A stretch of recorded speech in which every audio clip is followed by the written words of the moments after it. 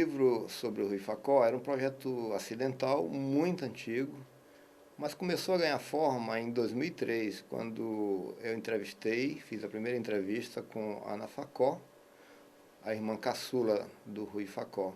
A Ana era uma espécie de guardiã, ela foi minha baliza, porque ela que me forneceu as primeiras informações essenciais sobre o Rui Facó. Não existiam documentos oficiais, eu tive que trabalhar com fontes primárias. Não havia registros sobre a vida do Rui, exceto um texto antológico excelente, escrito por um amigo do Rui, o Moisés Vinhas. Naquela época, o acervo do jornal Novos Rumos, que foi muito importante na carreira do Rui, não estava ainda disponível na internet, como acontece hoje. Por isso, nossa pesquisa foi nos microfilmes da Biblioteca Nacional, no Rio de Janeiro. Uma biografia como essa, onde não existem fontes secundárias, é sempre uma construção coletiva, porque o autor acaba se apropriando das memórias dos seus entrevistados. Eu digo isso no texto de introdução até como agradecimento, porque sou muito grato, de fato, às pessoas que foram minhas fontes. E nessa linha, a minha mãe, a dona Maria do Carmo, foi muito importante porque ela conviveu com o Rui, chegou a conhecê-lo no casarão do pai do Rui, o Gustavo Facó, em Bibiribe. Eu às vezes fico pensando, é provável até que eu tenha cruzado alguma vez com o Rui, porque cronologicamente isso é possível. Eu nasci em novembro de 57 e ele morreu em março de 63.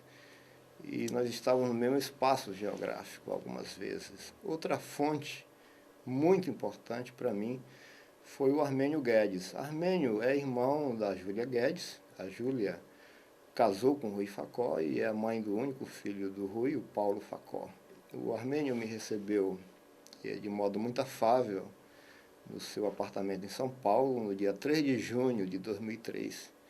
Abriu seus documentos, seus álbuns, fotografia, e uma memória incrível, já beirando os 100 anos, mas foi uma fonte muito importante, porque ele me deu informação que eu não tinha da vida do Rui em Salvador.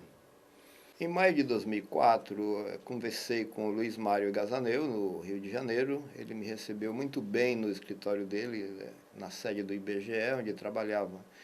E aí eu tive acesso a muitas informações. Uma delas, que eu não sabia até então, foi o Gazaneu quem cuidou do traslado dos restos mortais do Rui, da Bolívia, onde aconteceu o sinistro, para o Rio de Janeiro. E para destravar a burocracia foram quase 30 dias. Então foram dezenas de depoimentos, centenas de documentos aos quais nós tivemos acesso. A família Facó me abriu os seus arquivos.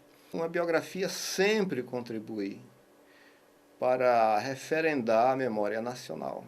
Porque numa biografia o autor sempre se preocupa em recuperar o contexto.